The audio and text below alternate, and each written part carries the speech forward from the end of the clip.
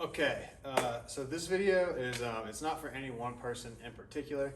It's gonna go out to several different people, so I'm gonna talk like it's just for, I'm gonna talk like it's for a group instead of just like a one individual.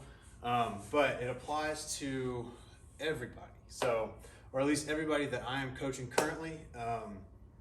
Yeah, so for the longest time, you know, I have taught log press or strict log press, pretty much all pressing in general. Push head through as soon as you can. So like as soon as that implement breaks the forehead, the forehead here, you're gonna start pushing the head through, right? Well, we're gonna change it for log. Log, just with like the displacement of it, it sits out in front of you further, and because of that, in the neutral grip, it puts the lats in a different position. It just puts like the whole thing is just in a spot so that it's not, you know, punching the head through and standing like really upright and stuff is not going to be the most advantageous. So all this stuff applies really only for log, probably for like a block too. Anything like a stone press or maybe like a stone or like a natural stone or a Atlas stone, but definitely the log, definitely a block because they both got that neutral grip and they sit on your chest too. So we'll just get started here. So first thing is we're going to adjust the stance a little bit and punch the I think where I was going with that is this only applies to log. This does not, or block or stone. This does not apply to barbell, does not apply to axle, does not apply to anything other than log, probably block, probably stones. So sandbag, it would apply to sandbag too. A sandbag press. Yeah. So we're going to take a little bit normal or a little bit wider stance than normal, and with the strict press, what we mean by strict is no dip, right? So there's no coil into the press, there is no pre-dip, there's no assistance from anything other than you just pushing straight up. Okay. Now recently, actually scrap that. I'm just going to keep going.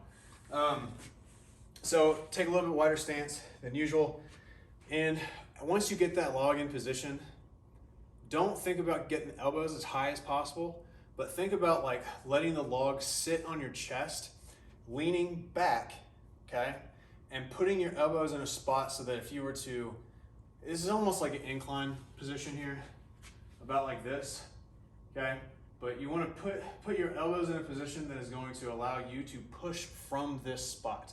Okay, so for example, if you were to do a dip, your elbows are going to be a lot higher because you're not really that first initial, the first few inches of whatever you're pressing moving. If you dip beforehand, it's the transfer of momentum, transfer of force, and transfer of power and all that from what you were generating through the dip into the press. Okay, whenever you're doing a strict press, it's all being generated from here. So if your elbows are up high and you go to press, what's going to happen is your elbows are just going to, if it's really light, you might be able to muscle it up, but what's going to happen is your elbows are going to dip down and then you're going to go into the press. Okay, so what you might as well just like start with your elbows lower. I've brought this up to some of you guys in the past.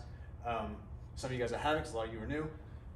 But you're going to put your elbows in a position so you can press from that spot. Okay. Also notice my shoulders are up high. Okay, here. Okay, just like if I had a barbell sitting in this position, my elbows would be up here, okay? But where, maybe not that high, but your delts are big and tall, okay? You are essentially creating a shelf, a big shelf, a table, so to speak, to press off of, okay? So now that we've got some of this covered, when your elbows are in this position, you can think about doing safety bar squats. You're here, okay? And you're keeping real tight, real tense there. Same thing here, okay? It's not the same position, but it's very, very similar. Okay, so it's kind of that tuck and push movement, kind of like with a safety bar. It's not a push, it's not a pull, it's like a combination of all those different things at once. Okay, so before you press, you're going to be nice, tight, and coiled.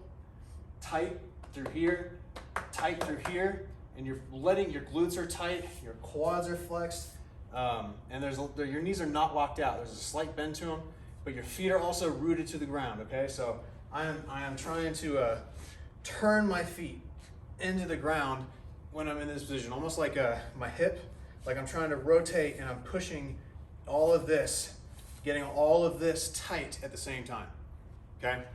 From there, it's just like any other press, except you're gonna stay in this position longer.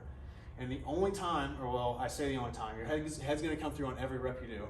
Well, unless it's a certain style of rep, which I'll cover that in a minute. Your head's gonna pretty much stay back behind the log until you are like right about to lock out.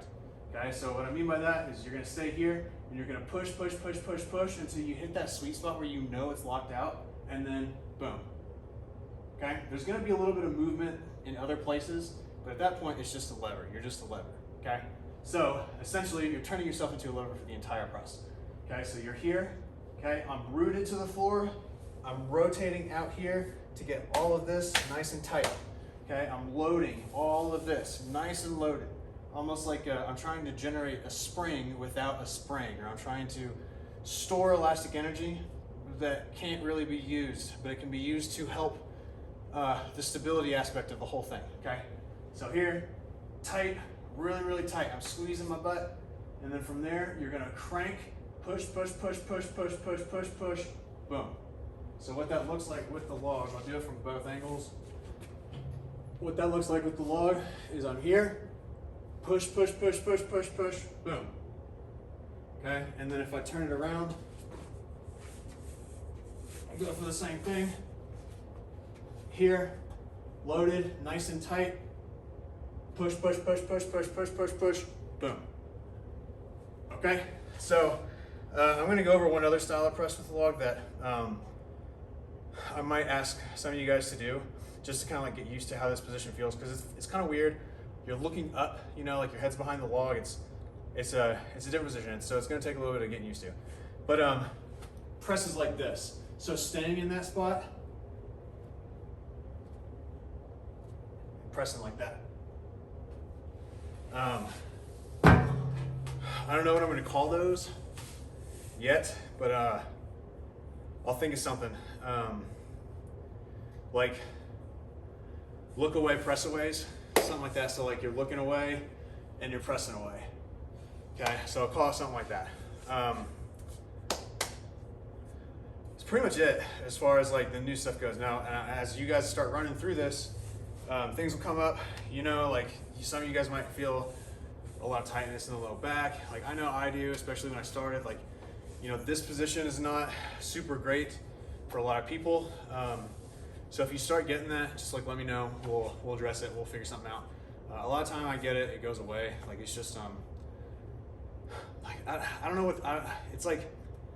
I'm not an expert on this type of thing, but like it's almost like a lot of time people can't tell. Well, this is what it is for a lot of folks, but maybe not this specific instance.